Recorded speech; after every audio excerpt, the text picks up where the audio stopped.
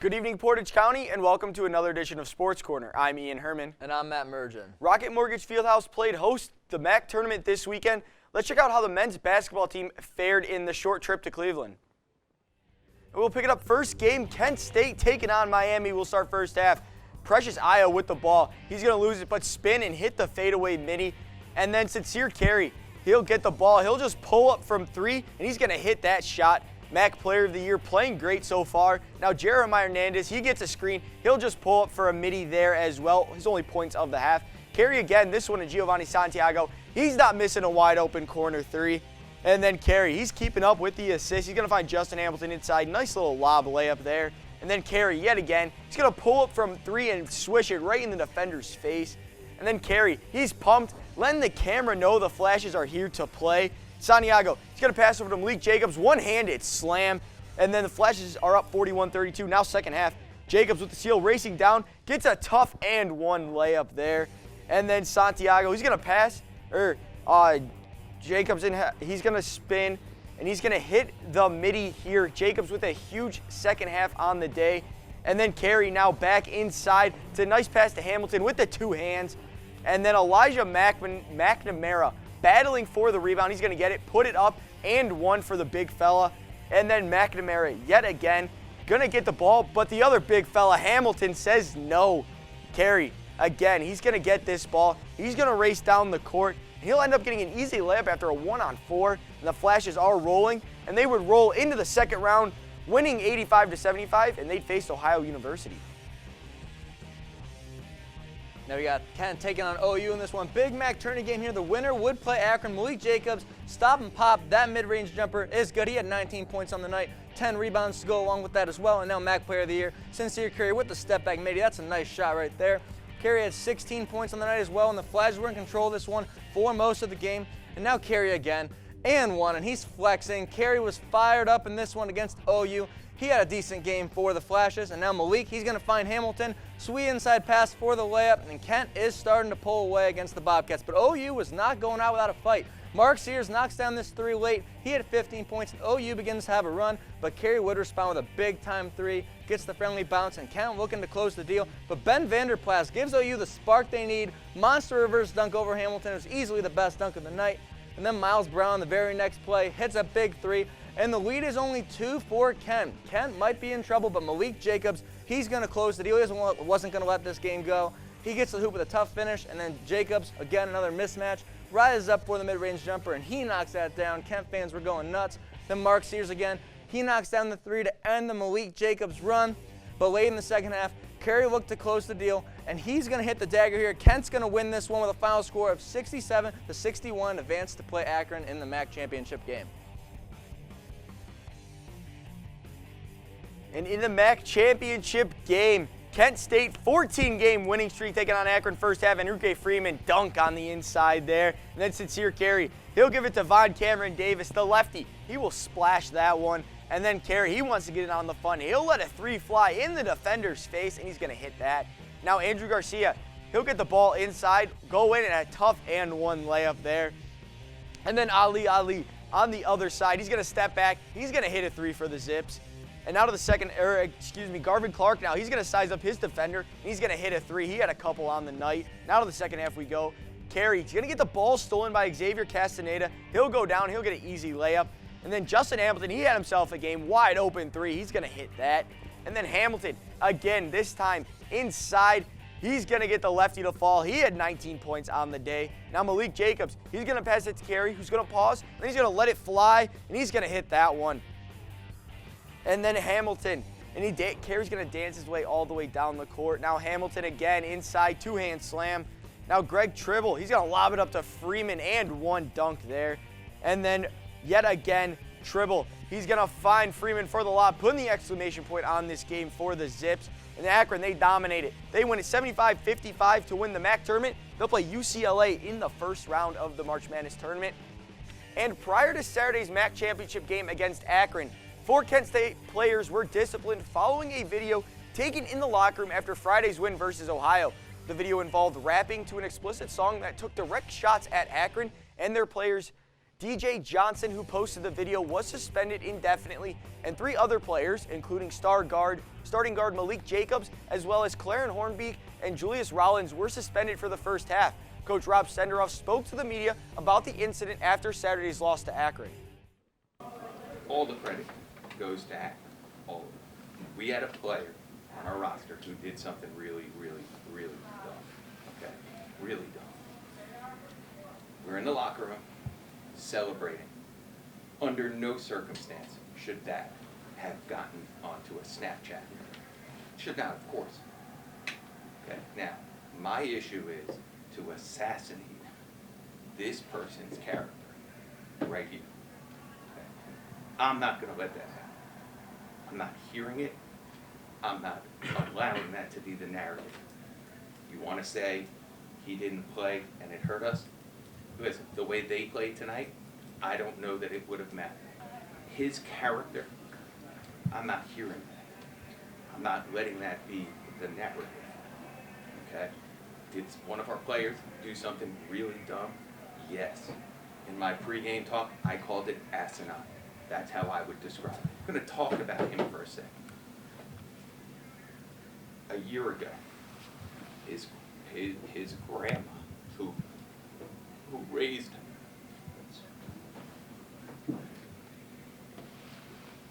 had a stroke.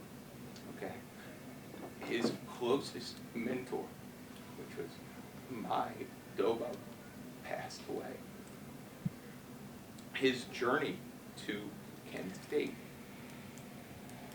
wasn't recruited by anyone.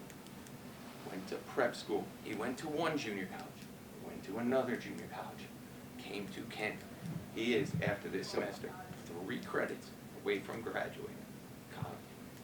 Will be the first members of his family on that day happens. I'm not hearing, because I've read it. You cannot assassinate this dude's character. And the Kent State women's basketball team season will continue in the WNIT postseason tournament. The Flyers will stay in Northeast Ohio for their first game as they will take on the Youngstown State Penguins on Wednesday in Youngstown. This is Kent State's 6th all-time appearance in the WNIT and their 3rd trip in 6 years under Coach Todd Starkey. The winner of Wednesday's game between Kent State and Youngstown State will move on to round 2 of the tournament and face the winner of Toledo and Houston Baptist. Tip-off from Youngstown Wednesday at 5:30. And Jake Wicke concluded his indoor career as runner-up at the NCAA Championships on Friday. Wicke's throw on his 5th attempt of the competition secured a runner-up finish, which is the best by a Kent State thrower since 1974. The second-place finish earned 8 points for the Golden Flashes, which puts them in a tie for 8th at the conclusion of the first day of action. Kent State is scheduled to start the outdoor season at the Rally Relays from Thursday, March 24th through Saturday, March 26th. On a successful road trip to Western Michigan, the Kent State gymnastics team came home with the 3rd highest team score in program history and a regular season MAC championship title with a final score of 196.850, and the team put up their highest gymnastics performance since 2004. Posting a season-high floor and 2nd highest bar score, the Flyers were on fire. They will compete in Michigan for the MAC championships this Saturday. And the Kent State softball team nearly spoiled Michigan's home opener on Thursday, March 10th, regrouping after an 11-1 loss in the first game of a doubleheader at Alumni Field. In the second game, Alex Fisk ended Megan Bobine's no-hit bid with a solo homer to lead off the top of the 7th inning and tied it 3-3. The Wolverines would walk it off in the bottom of the 7th, giving Michigan a 4-3 victory. And the Flash's next series will be at Miami of Ohio for a 3-game battle. And with a couple of games postponed due to snow, the Kent State men's baseball team split the series 1-1 with Central Michigan. Richie Dell threw a shutout against the Chippewas, while Colin Matthews singled to left, running a man in to result in a 1-0 victory. On the second game of the doubleheader, a lead-off triple in the first inning by Central Michigan set the mood of an offensive battle. Although Kent got into the Chippewa bullpen, by the second, they would fall short, losing 6-5. Next up for the Flyers is a weekend series against the Ohio Bobcats in Athens. And then the Kent State women's golf team led a loaded pack after round 1 of Northrop Grumman Regional Challenge. The Flyers sit near the top of the pack after carding a 286 in the opening rounds. Thanks in large part to strong performances from Chloe Sollart, Normal Nushila, and Emily Price, the Golden Flashes are currently in 4th place at 7 over par as they finish up the second round of the challenge tonight, with the final round concluding tomorrow afternoon. And following play on Sunday, the Kent State men golf team sat in 8th after a weather-shortened round at the General Hackler Championship. After the first round, the Golden Flashes were just 3 strokes out of 6th place. The Flashes were led by Jordan Gilkison, who threw the first full round as one of just 16 competitors in under par. Play resumed today, and the Kent State men's golf team finished in 8th place at 1 under par with an impressive 10 under par for the day. And the Kent State lacrosse team traveled to Central Michigan on Thursday, March 10th, fell 20-8 to the Chippewas. Kent State lacrosse team returned to action Saturday, traveling to Milwaukee to take on Marquette. The Golden Eagles got the better of the Golden Flashes, winning 20-5. Next up for the Flashes is a home game against Youngstown State at Dick Stadium on Thursday, March 17th at 6 p.m. And now we got some high school basketball as Ignatius takes on Cleveland Heights in this one. CJ Yarian knocks down the mid-range jumper here. That was a good shot for him. And now we got sophomore forward Steele, who's going to knock down this free throw for the Tigers to trim the lead. And then Steele again, he's going to hit this layup after the sweet pass from his teammate Duncan. That one is good. And then CJ Yarian again on the next play. He's going to hit the mid-range jumper to help push the lead for Ignatius. This crowd was so into this game at the Mack Center. These fans were loving it. They were in for a treat between 2 great high school teams. And now Jayden Lawson hits the double clutch layup. Cleveland Heights started to rally late in the game. Jayden was cooking up for the Tigers, and now Jayden again, pass to Hardy, pulls from the corner, and it's good. Energizing shot for the Tigers here in this one. And then the Tigers running back on defense. They're going to get this steal, and then they're in transition. Pass is going to be to Hardy again, the corner specialist. Shoots the 3, bang, knocks that one down. Cleveland Heights fans were electric. However, Ignatius was able to close this game out at the free throw line and defeat the Tigers in this matchup. It was Selection Sunday this past weekend. Ian and I will give our final 4 predictions after the break. So, I just moved in with this family, and it's embarrassing. The little one, he likes to go outside and crawl around in the giant litter box. I don't know what he's doing. I mean, I was born and I knew how to use the litter box. Look at that. That's disgusting. Oh, poop already. You're making me nervous. Oh, okay, I can't look at this anymore. I really hope he grows out of this, for his sake. Welcome back. Conference tournaments ended over the weekend for college basketball, and it is time for March Madness. And every college basketball fan's favorite time of the year has finally arrived. The March Madness bracket was officially released Sunday evening. Fans can now see what the matchups will be. Gonzaga, Arizona, Kansas, and Baylor are the number 1s this year, while Kentucky, Villanova, Duke, and Auburn are the 2 seeds in the tournament. After the Kent State loss on Saturday night, Akron will be representing the MAC in the Madness. You can check out all of the action, which begins on Thursday at 12:15. As we look at my bracket, I have Gonzaga beating Baylor 85-80 in a rematch of the final from last year. I think Gonzaga gets their revenge, goes back-to-back finals, but Baylor is not to be slept on either. And Tennessee beats Providence 76-72. I'm very high on Providence and have been all year, but their run is going to come to an end. And in the final, Tennessee beats the juggernaut of Gonzaga 82-80. I think Tennessee's defense will carry them the whole way. It's one of the best defenses in the country and a very solid offense that will get the job done against the 2-headed monster of Drew Timme and Chet Holmgren of Gonzaga and their high-scoring offense. And then for my Final Four prediction, I got Gonzaga beating Kentucky in the Final Four with a score of 89-85. I think Gonzaga is too big of a juggernaut to lose at this level. And then I got Kansas and Villanova 81-78. Kansas is going to win a thriller. And then Kansas and Gonzaga, they're going to play in the NCAA championship. I got the juggernaut and Gonzaga winning 79-75. I just don't see how they lose. Well, the wait is finally over. The MLB and the MLBPA have agreed on a new CBA deal. In the new agreement, there will be a 12-team expanded playoff, no 163rd tiebreaker game as all tiebreakers are mathematically decided now, also a new higher minimum league salary for players, and changes to the MLB draft order have been made. The MLB will maintain its 162-game schedule and will have a reduced spring training season, which will lead up to the April 7th league start. The Cleveland Guardians will begin spring training play on Friday versus the Cincinnati Reds at 4:05 and will open up their regular season on the road against Kansas City on April 7th. The home opener won't be until April 15th versus the San Francisco Giants. Okay, Matt, as we finally get into baseball season here, what are you looking forward to? So I'm really excited for the Guardians this season, and like you said, the details of the deal, I'm just glad baseball is back and they were able to get the deal done. And I was looking at some power rankings today, actually, and they got the Dodgers sitting at the #1 spot, and they also left the Braves out of the top 5 with Freddie Freeman being a free agent. And they also have the Guardians at the middle of the pack, right in the middle, sitting at 15th with a projected record of 80-82. I think that's pretty realistic expectations for the Guardians. What do you think, Ian? Yeah, I do. I expect the Dodgers to be up there at 1, of course. The Braves is interesting after they just won the World Series. We'll see how that goes. But, you know, the Guardians at 80-82, that's pretty realistic considering they haven't made any moves except picking up a catcher. But I could see them doing possibly worse because they haven't made any moves, and we'll see where this team can be this year. And I'm excited to see Shane Bieber come back. He was hurt last year, the Cy Young winner from 2 years ago. He said he's ready to go. I hope he's ready to go. Hopefully looking for another Cy Young season from him.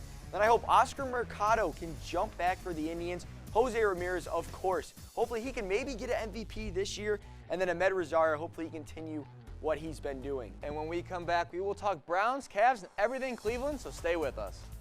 Hey, did you know that 2.4 million loving cats and dogs in shelters and rescues need our help to find a home? That's good. Go to theshelterpetproject.org and search your local shelters and rescues. Go for a cuddle with your next best friend. Adopt.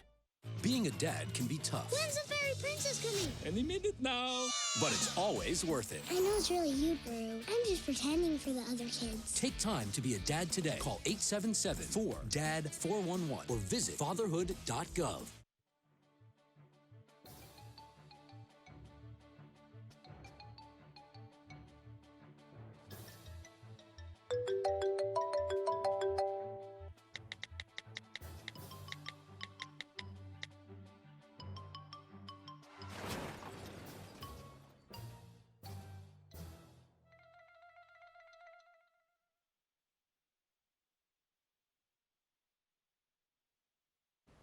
Good evening, Portage County. My name is Liv Sharp, and the Cleveland Browns have been busy this offseason. The Browns started their work on Saturday when it was announced that the Dallas Cowboys would be trading Amari Cooper to the Browns for a 5th and 6th round pick. Now, this is an absolute steal considering Cooper caught 68 passes for 865 yards last season, as well as 8 touchdowns, but it comes with a price. Jarvis Landry.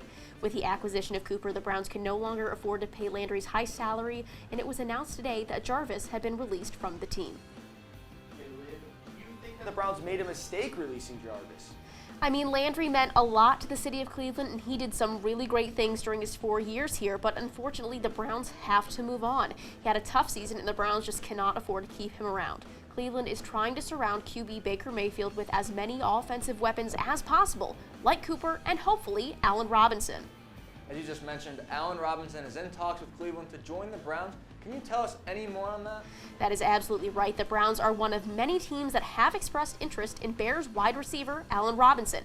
Now that the Browns have released Landry, this opens the door for the Browns to pursue Robinson, but no signing will occur until free agency kicks off Wednesday at 4 p.m. Robinson would be a great addition to the Browns offense and help strengthen the Browns wide receiver class.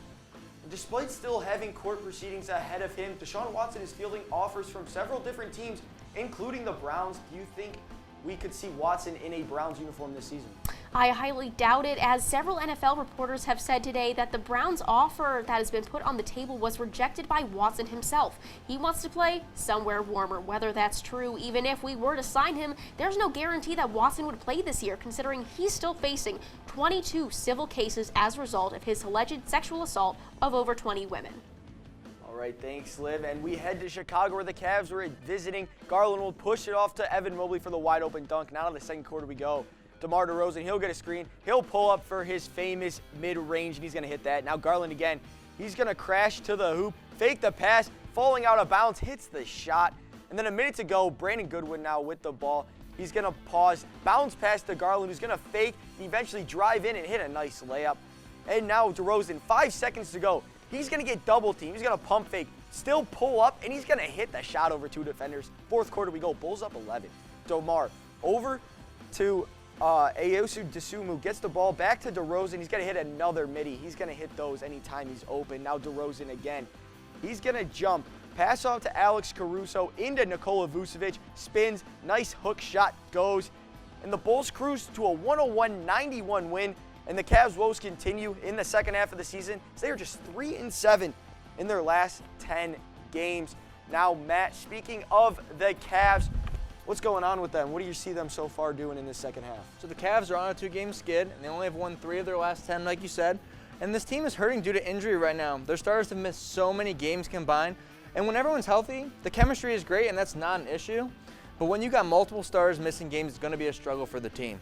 I realistically see the team falling to a play-in spot, but they can be a very dangerous play-in team. When healthy, they were hovering around the 3-4 seed in the Eastern Conference, and I expect to see that type of play if the team is mostly healthy. I'd have to agree. The Cavs are in a very tough spot right now. Injuries are killing them. They can't seem to keep together their top guys on the floor. That's going to be tough to deal with when you're trying to get wins and stay in that playoff race. I think no question they make the playoffs. Once everyone's healthy, this team is scary to deal with. And if they are a play-in team, look for them to upset some teams. But as you said, 3 to 4 spot when they were healthy, and I could definitely see them finishing in that spot if they can get everyone healthy for the remainder of this regular season run. And at the half, the Cavs are down just 1 point to the Clippers. Hopefully they can do something here against them and get back onto their winning ways. How's it going, Portage County? I'm Michael Neenan, local NBA expert, and let's get right into some more of last night's NBA action. And right here we have the Dallas Mavericks taking on the Boston Celtics in TD Garden. Kevin Garnett would get his jersey retired tonight, but before that we have this game. Opening up, we have Luka Doncic, who gets the steal. He passes to Jalen Brunson, who goes up for 3, and he would hit it. And now Jaylen Brown, he would have the dunk of the night over Maxi Kleber. And Kevin Garnett, the man of the hour, he loved it. The whole crowd was going wild, including Paul Pierce. But Jason Tatum, he wouldn't be outdone. He did a tough sidestep 3. But of course, Luka Doncic, he couldn't let Tatum outdo him. So he hits another step back 3. And here on the final play for the Mavs, Luka Doncic, he would pass out to Spencer Dinwiddie, who would hit the clutch 3 to put the Mavs up 3, and Tatum, unfortunately, would miss the 3. The Mavericks would end up winning 95-92, spoiling Kevin Garnett's jersey retirement. So Mike, with only a month left in the regular season, which teams do you predict will represent each conference in this year's NBA Finals? Well, Matt, I love to say it's competitive, but the Phoenix Suns have me convinced that they are the team to beat out west. Not only do they have the best record in the NBA, but they're the only team in the league that is top 5 in both offensive and defensive rating. On the flip side, I'm not so certain on who the Eastern Conference champion will be. You could convince me of several teams making it to the finals, but if I had to pick one team, I would have to go with the Milwaukee Bucks.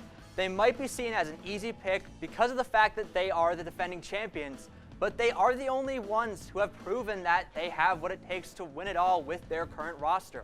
To sum it up, I'm expecting a rematch of last year's finals, and I anticipate the Suns will get their revenge on the Bucks in 6 games. With that being said, are there any teams that you think are dark horse contenders from each conference? Out west, I'd pick the Grizzlies. They have the second best record in the league and a blossoming superstar in John Morant, who has been tough for teams to game plan around due to his incredible finishing ability. In the East, the Celtics have emerged as one of the hottest teams in the league and have had the best defensive rating since the new year. There is a real possibility that they upset another contender in the playoffs.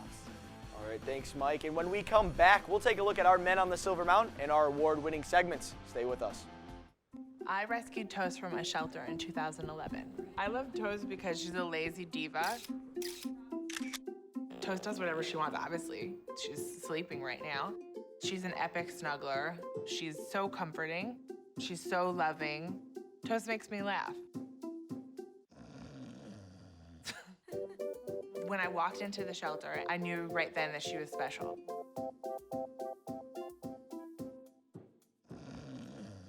Welcome back. Let's get into my segment, Ian's 3 Stars of the Week. And for my 3rd star of the week, it is the MLB. The MLB and the MLBPA finally got together and decided they wanted to have a season. This is a huge win for baseball and baseball fans alike. And my second star of the week is JT Miller. The star forward on the Vancouver Canucks is having a career year and has been on a tear as of late.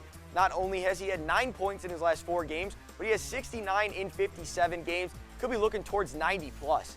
And my first star of the week is LeBron James. The King has been on fire as of late. He is currently leading the league in scoring, is the only player to 30K points, 10K assists, and 10K rebounds.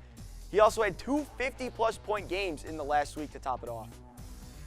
And for my Mergen Minute this week, I want to talk about the March Madness tournament. March Madness is like a game of Battleship. It is hit or miss every game, and every person's bracket is practically destroyed in the first round.